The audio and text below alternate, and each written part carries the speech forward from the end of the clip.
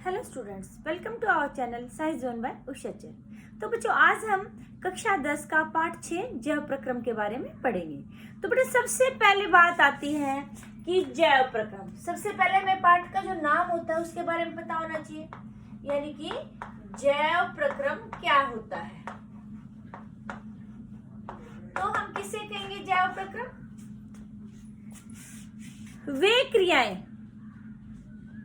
जैव मतलब जैविक क्रियाएं होगी, वे जैविक क्रियाएं जो किसी जीव के जीवित रहने के लिए, वृद्धि के लिए और शरीर में हुई टूट फूट की मरम्मत के लिए जरूरी होती हैं, उन्हें हम क्या कहते हैं? जैव प्रक्रम। समझ में आई बात? यानी कि किसी भी जीव के अनुरक्षण के लिए, जीवन के अनुरक्षण मतलब जीवन को बनाए रखने के लिए जो प्रक्रियाएं जरूरी होती हैं, उन्हें हम क्या कहते हैं? जैव प्रक्रम बोलते हैं। अभी हमने बात की कि भाई सजीवों के जीवन को बनाए रखने के लिए, फिर आपने वैसे छोटी क्लासेस में पढ़ा हुआ है, 6th क्लास में आ जाता है, 5th में भी आ जाता है कि सजीव और निर्जीव दो प्रकार की वस्तुएं होती है, सजीव वस्तुएं और निर्जीव वस्तुएं। तो हम कैसे अंतर करेंगे कि भाई सजीव, जैसे अब मैं कहती हूँ मैं सजीव हूँ, और जो ये चौक है ये निर्जीव है। अब आप में से कोई बच्चा ये भी कह सकता है, नहीं मैम, ये जो चौक है ये सजीव और आप निर्जीव, आप कैसे प्रूव करोगे? तो कुछ विशेषताएं होती है बेटे, जिनके आधार पर हम ये बता सकते कौन सी चीज सजीव है, कौन सी चीज निर्जीव है। तो सजीवों की क्या क्या विशेषताएं होती हैं? सजीव क्या करते हैं?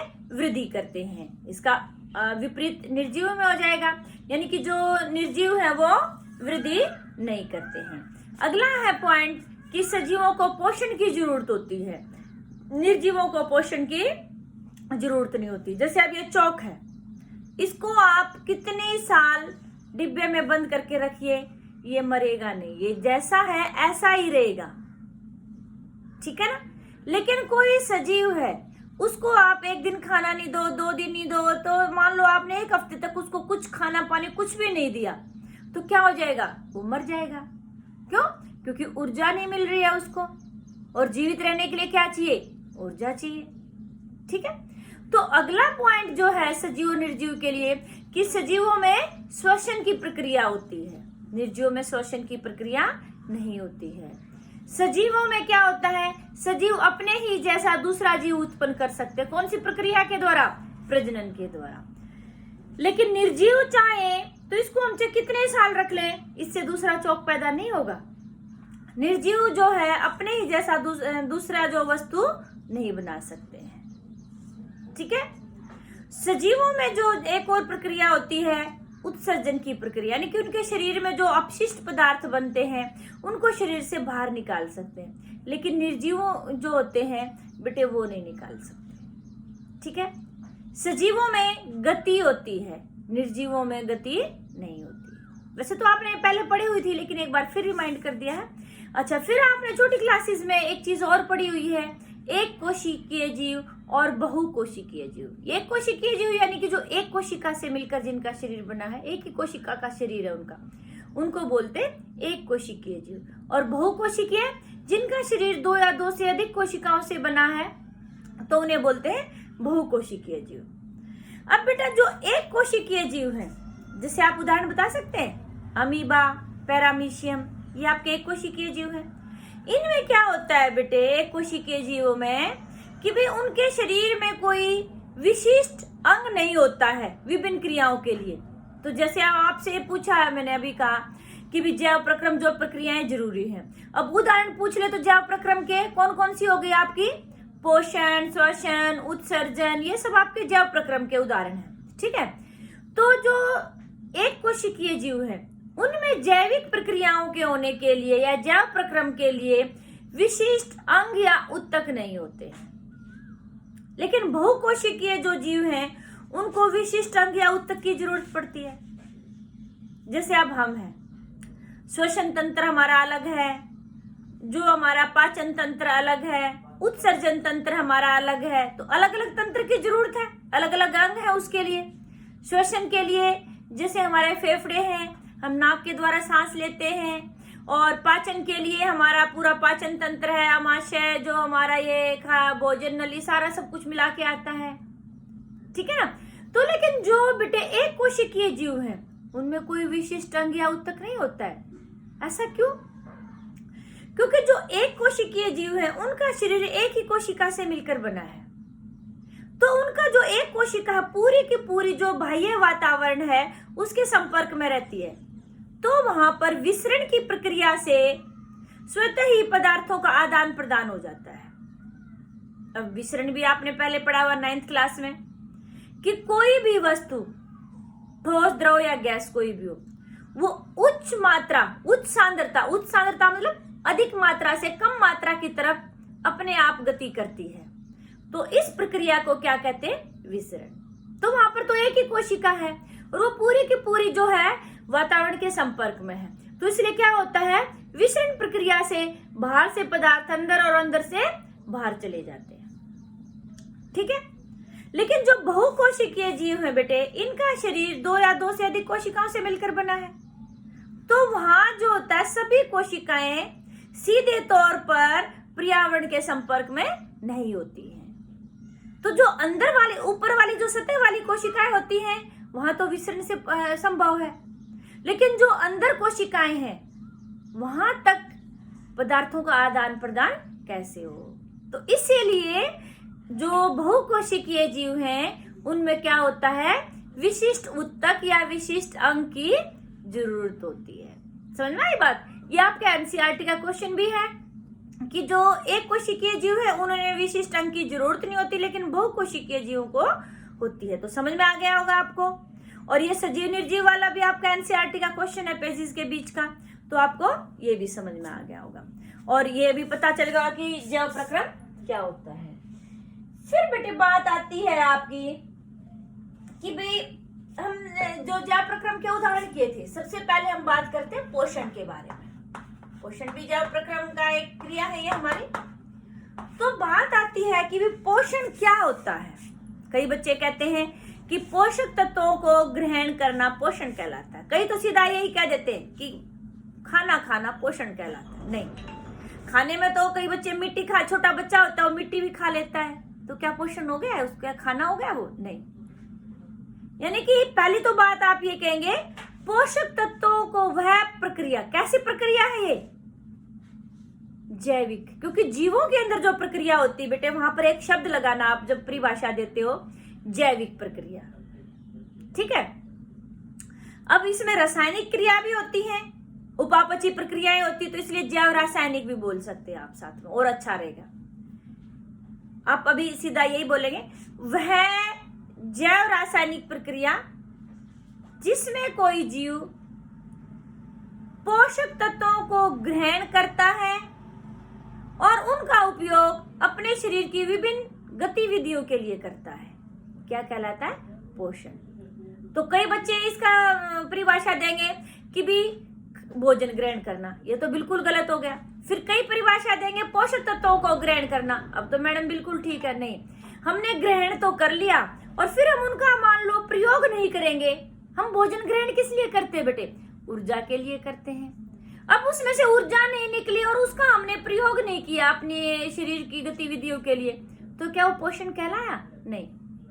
तो पोषण कब कहलाता है? यानी कि वह जैव रासायनिक प्रक्रिया जिसके द्वारा कोई जीव पोषक तत्वों को ग्रहण करता है और उनका अपने शरीर की विभिन्न गतिविधियों के लिए प्रयोग करता है, पोषण कहलाता है। समझ में आई बात? तो इसमें कौन कौन सी चीजें होगी पोषण में? एक तो हमारे क्या ग्रहण किए? पोषक तत्व, पोषक तत्व ग्रहण किए और उनका क्या किया? उपयोग किया। तो ये दो बातें आपको जरूर इस परिभाषा में उपयोग करना। फिर बेटे बात आती है पोषण के प्रकार। पोषण हमारा 2 प्रकार का होता है, स्वपोषी पोषण और विषमपोषी पोषण।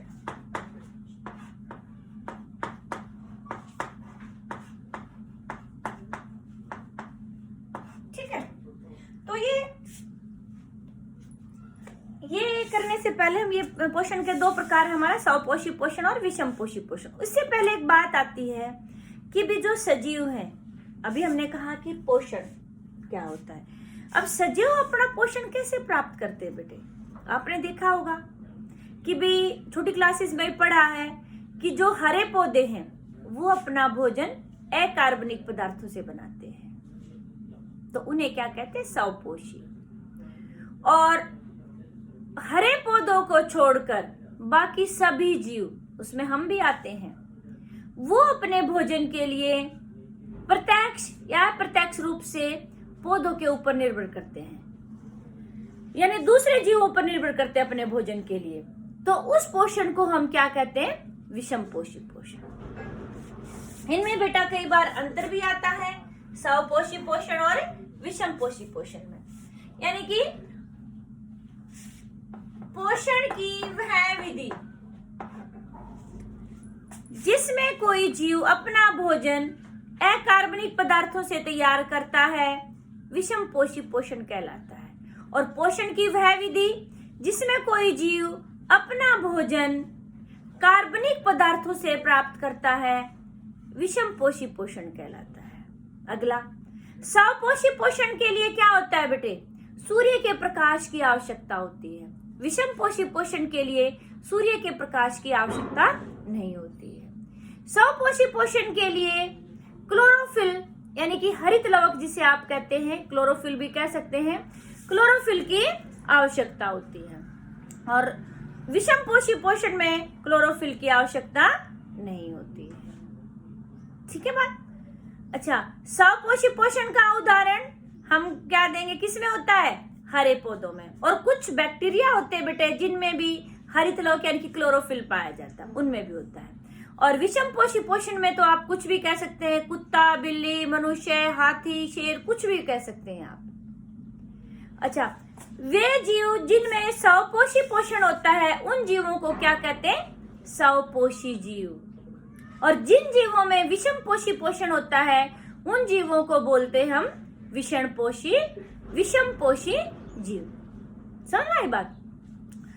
तो फिर बात आती है, ये तो आपने अंतर कर लिया, फिर बात आती है कि भी जो अभी हमने कहा कि हरे पौधे अपना भोजन अकार्बनिक पदार्थों से तैयार करते हैं।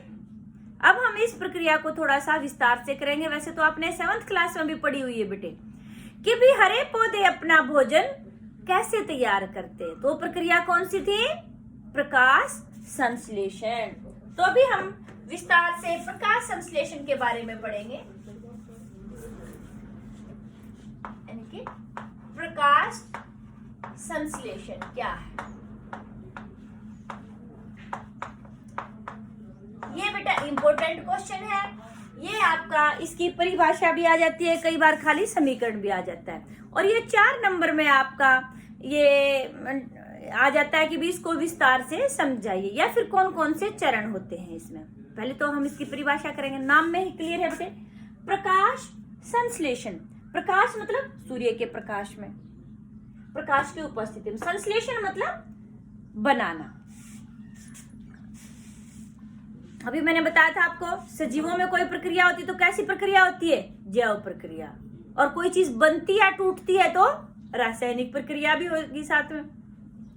तो हम कहेंगे वह जैव रासायनिक प्रक्रिया जिसके द्वारा हरे पौधे कार्बन डाइऑक्साइड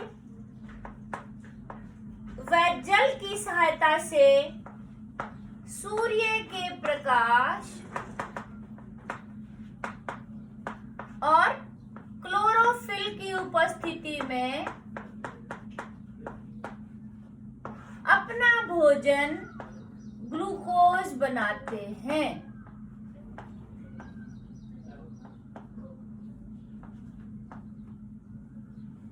समझ में आई बात? यानी कि वह जैव रासायनिक प्रक्रिया जिसके द्वारा हरे पौधे अपना भोजन कार्बन डाइऑक्साइड व जल की सहायता से सूर्य के प्रकाश और क्लोरोफिल की उपस्थिति में अपना भोजन ग्लूकोज बनाते हैं। और इसमें हमारा एक और उत्पाद बनता है ऑक्सीजन। ठीक है, अब यहां से आपको सूत्र भी पता चल गया होगा। कार्बन डाइऑक्साइड का सूत्र क्या होता है? CO2। जल का सूत्र क्या होता है? H2O। ग्लूकोज का सूत्र क्या होता है? C6H12O6। और ऑक्सीजन को किससे दर्शाते हैं? O2 से। अब इसको एक बार संतुलित करना होता है बेटे, जरूरी। आपने फर्स्ट चैप्टर में किया था। कार्बन के 6 है, यहाँ कार्बन का 1 है, तो इसलिए हम क्या लगाएंगे? 6 लगाएंगे यहाँ। ठीक है, यहाँ हाइड्रोजन के 12 है, यहाँ 2 है, तो यहाँ भी 6 लग जाएगा, और ऑक्सीजन के आगे भी 6 लग जाएगा। ठीक है, तो ये तो थी बेटे हमारी जो प्रकाश संश्लेषण की समीकरण और परिभाषा। फिर ये प्रक्रिया होती कैसे है, एक बार इसके बारे में कर लेते हैं कि भी क्या होता है बेटे। मुख्य रूप से ये 4 चरणों में होती है जो प्रकाश संश्लेषण की प्रक्रिया है। जो मुख्य चरण है प्रकाश संश्लेषण के 4 चरण है। देखो बेटे, अभी हमने जो ये समीकरण लिखी है इसमें हमें सबका उपयोग दिखाना है। हमने कहा कि ये चीजें प्रयोग होती हैं, तो किस लिए प्रयोग होती हैं? सबसे पहले क्या होता है कि भी जैसे हमने हरा पत्ता ले लिया, ठीक है, उसके ऊपर सूर्य का प्रकाश। हरे पत्ते में क्या चीज होती है? हरित लौह यानी कि क्लोरोफिल। अभी हमारा 2 चीजों का प्रयोग हो गया। सूर्य का प्रकाश जब हरे पत्ते पर पड़ता है तो इसमें जो क्लोरोफिल होता है उसके जो अणु होते हैं बेटे वो उत्तेजित हो जाते हैं, सूर्य के प्रकाश को अवशोषित करते हैं। तो हमारा उपयोग हो गया है यहाँ पर सूर्य के प्रकाश और क्लोरोफिल का। वो उत्तेजित होकर क्या करते हैं, फिर एक इलेक्ट्रॉन फ्री वैन श्रृंखला होती है उसमें प्रवेश कर जाते हैं। ठीक है, और हमारे क्या बनाते हैं? ATP का निर्माण करते हैं। ठीक है, तो आपको इतनी डिटेल से नहीं करना, आगे बड़ी क्लासेस में आएगा ये। आपको सिर्फ ये ध्यान रखना है कि क्या होता है, सूर्य का प्रकाश हरे पत्ते पर गिरता है और क्लोरोफिल जो होता है उसको अवशोषित कर लेता है। तो यानी कि अब देखिए बात आती है कि कौन सी ऊर्जा किस ऊर्जा में परिवर्तित हो रही है। सौर ऊर्जा रासायनिक ऊर्जा में परिवर्तित होगी प्रकाश संश्लेषण में, क्योंकि रसायन बन रहा नहीं, कोई हमारा ये उत्पाद बना है। ठीक है, तो यानी कि सूर्य का प्रकाश हरे पत्ते पर गिरा और इसने सूर्य के प्रकाश को अवशोषित किया। तो ये हमारा फर्स्ट चरण था। दूसरे चरण में हमारा क्या आता है कि भाई जो हमारी प्रकाश ऊर्जा है रासायनिक ऊर्जा में रूपांतरित हो गई, बदल गई। तीसरा एक और चरण आता है इसमें हमारा, अभी हमने जो जल लिया इसका उपयोग दिखा रहे हैं कि सूर्य के प्रकाश की उपस्थिति में जल का अपघटन होता है, जल टूट जाता है। किसमें टूटता है? हाइड्रोजन आयन और ऑक्सीजन में। जो हम ये कहते हैं कि हरे पौधे हमारे लिए जरूरी है, हमारी पृथ्वी के फेफड़े हैं, क्योंकि वो हमें ऑक्सीजन प्रदान करते हैं। तो हरे पौधे ऑक्सीजन हमें कैसे प्रदान करते हैं? प्रकाश संश्लेषण के दौरान ऑक्सीजन बनती है। अब प्रकाश संश्लेषण के दौरान भी ऑक्सीजन किससे बन रही है? जल के अपघटन से। ठीक है, जल के जो अणु है बेटे सूर्य के प्रकाश की उपस्थिति में टूटते हैं और क्या बनाते हैं? ऑक्सीजन और हाइड्रोजन आयन। ऑक्सीजन जो होती है हमारे पर्यावरण में चली जाती है, वायुमंडल में चली जाती है, और जो हाइड्रोजन आयन है उसको एक और अणु होता है NAD, वो ग्रहण करके NADPH बना देता है। ठीक है, तो हमने 3 चरण कर लिए थे। पहला चरण था क्लोरोफिल द्वारा सूर्य के प्रकाश को अवशोषित करना। दूसरा चरण होता है सौर ऊर्जा का रासायनिक ऊर्जा में परिवर्तन होना। तीसरा चरण है हमारा सूर्य के प्रकाश की उपस्थिति में जल का अपघटन होना और हाइड्रोजन आयन व ऑक्सीजन का निर्माण होना। और चौथा जो था हमारा क्या होता है बेटे? कार्बन डाइऑक्साइड का कार्बोहाइड्रेट में अपचयन होना। तो ये हमारे 4 चरण होते हैं बेटे। चौथा क्या था कि भी कार्बन डाइऑक्साइड का कार्बोहाइड्रेट, जो हमने कहा ग्लूकोज, ग्लूकोज क्या है? कार्बोहाइड्रेट है, कार्बोहाइड्रेट के रूप में अपचयित होना। तो ये हमारे कई बार बेटे पेपर में ये 4 चरण भी पूछ लेते हैं कि जो प्रकाश संश्लेषण की प्रक्रिया है वो कितने चरणों में संपन्न होती है, कौन कौन से चरण हैं? तो 4 चरणों में संपन्न होती है। पहला चरण क्या था हमारा कि भी क्लोरोफिल द्वारा सूर्य के प्रकाश को अवशोषित करना। दूसरा चरण था सौर ऊर्जा का रासायनिक ऊर्जा में परिवर्तन होना। और तीसरा चरण था हमारा कि सूर्य के प्रकाश की उपस्थिति में जल का ऑक्सीजन व हाइड्रोजन आयन में अपघटित होना।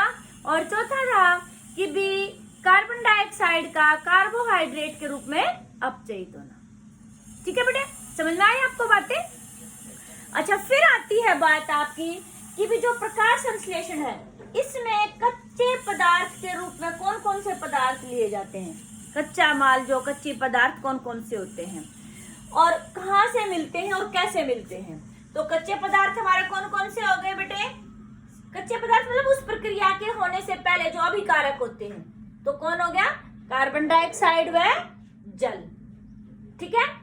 और क्लोरोफिल, क्लोरोफिल कहाँ होता है? पत्ते के अंदर होता है। सूर्य का प्रकाश सूर्य से मिलता है। फिर आती है कार्बन डाइऑक्साइड और जल। जल जो होता है बेटे, ये हरे पौधे जो होते हैं जड़ों के द्वारा भूमि से ग्रहण करते हैं। जो जड़ होती है बेटा उनमें छोटे छोटे छिद्र होते हैं, वो होते बाल जैसी संरचनाएं होती हैं जिसको रूट हेयर्स या मूल रोम बोलते हैं हिंदी में। ठीक है। और बड़े में छोटे छोटे होल हो जाते हैं जिनको लेंटिकल्स बोलते हैं। ठीक है। तो जड़ों के द्वारा पानी और खनिज लवण पौधे जमीन से ग्रहण करते हैं और वहां से फिर एक जाइलम ऊतक होता है। उस जाइलम ऊतक के द्वारा आपने 9th क्लास में पढ़ा था कि वो जो जाइलम ऊतक होता है जमीन जड़ों से पानी और खनिज लवणों को पत्तों तक पहुंचाता है। क्यों पत्तों तक क्यों पहुंचाएगा? आपको पता है ना कि जो प्रकाश संश्लेषण की प्रक्रिया है वो कहाँ होती है? पत्तों के अंदर होती है। ठीक है। फिर बात आती है कि भी जो CO2 होती कार्बन डाइऑक्साइड, ये कहाँ से लेता है पौधा? ये वायुमंडल से लेता है। अब कैसे लेगा इसको? कि जो पत्ती होती है बेटे उसकी निचली सतह पर छोटे छोटे छिद्र पाए जाते हैं जिन्हें हम रंध्र या स्टोमेटा कहते हैं। तो ये आपके स्टोमेटा की परिभाषा हो गई। स्टोमेटा क्या हो गए? पत्ती की निचली सतह पर पाए जाने वाले छोटे छोटे छिद्र स्टोमेटा या रंध्र कहलाते हैं।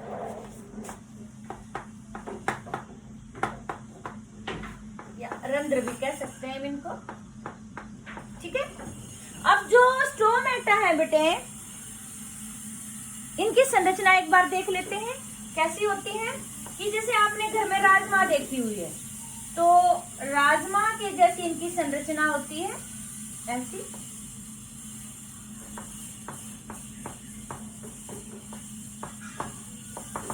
ये हमारी द्वार कोशिकाएं हैं और जो ये बीच में है ये स्टोमेटा छिद्र होता है और यहाँ पर हमारी दूसरी कोशिकाएं होती है। जब पौधे को जरूरत होती है कार्बन डाइऑक्साइड की तो ये स्टोमेटा खुल जाते हैं, वरना ये स्टोमेटा बंद रहते हैं। ठीक है। और इनका खुलना बंदना किसके ऊपर निर्भर करता है? द्वारक कोशिकाओं के ऊपर। जो द्वार कोशिकाएं हैं बेटे, इंग्लिश में इनको गार्ड सेल कहते हैं। ये कैसे खुलती बंद होती हैं? जब इनमें पानी आ जाता है तो ये फूल जाती हैं। फूलने के बाद जैसे क्या होता है कि ये हमारा जो स्टोमेटा होता है या रंध्र होता है ये खुल जाता है और जब इनमें से पानी निकल जाता है तो ये सिकुड़ जाती है। सिकुड़ने के बाद हमारा जो होता है रंध्र वो बंद हो जाता है। तो ये भी आपका एनसीईआरटी का क्वेश्चन है कि स्टोमेटा या रंध्र कैसे खुलते और बंद होते हैं। तो स्टोमेटा का खुलना और बंद होना किसके ऊपर निर्भर करता है? द्वार कोशिकाओं के ऊपर। द्वार कोशिकाओं के अंदर जब पानी आता है तो वो फूल जाती है और उससे हमारा स्टोमेटा का जो छिद्र होता है वो खुल जाता है। और जब उनमें से पानी निकल जाता है तो क्या होता है कि द्वार कोशिकाएं सिकुड़ जाती हैं और हमारे जो रंध्र होते हैं बेटे वो बंद हो जाते हैं। समझ में आई बात? तो हम बात कर रहे थे कि भी जो CO2 है इसको पौधे कहाँ से ग्रहण करते, कैसे ग्रहण करते। अभी मैंने आपको बताया कहाँ से? वायुमंडल से। किसके द्वारा?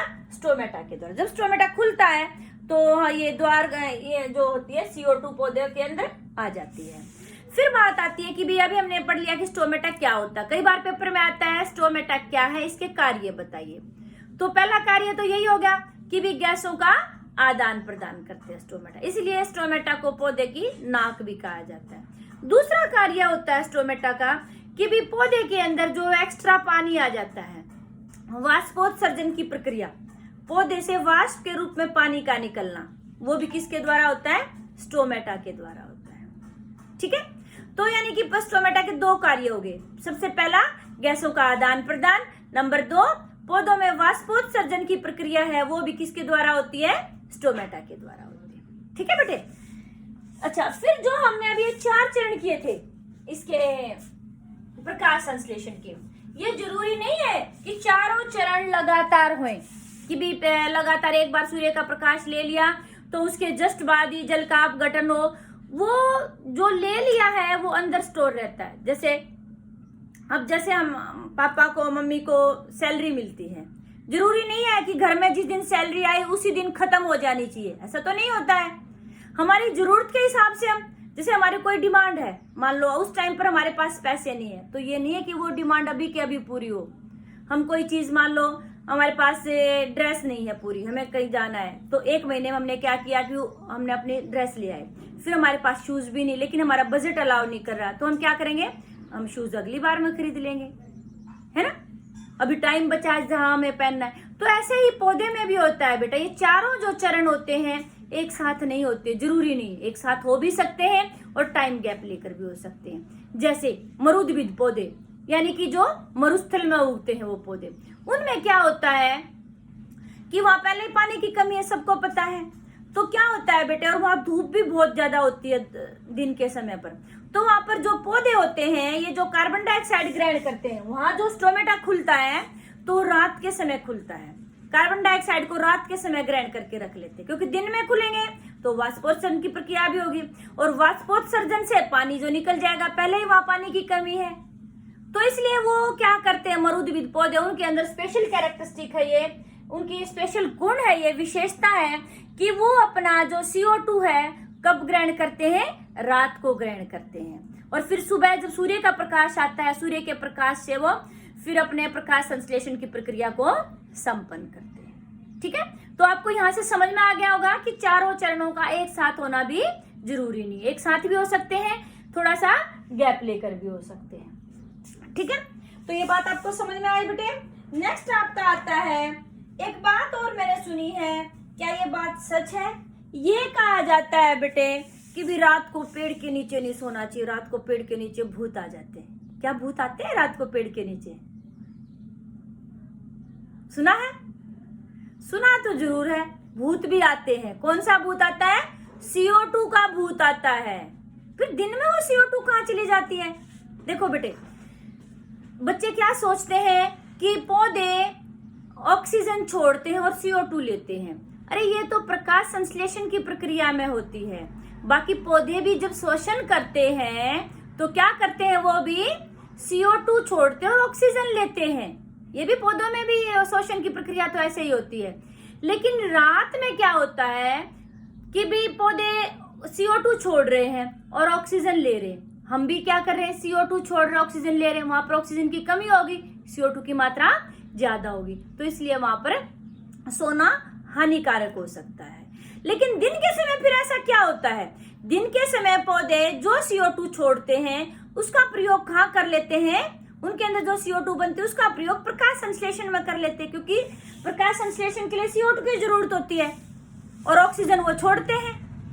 तो इसलिए दिन में पेड़ों के नीचे बैठिए, वहां पर अच्छा मजा आता है, अच्छी हमारी खुल के सांस आती है, क्योंकि वो ऑक्सीजन हमें देते हैं। तो ये बात याद रखो, वो भूत कौन सा है, CO2 वाला।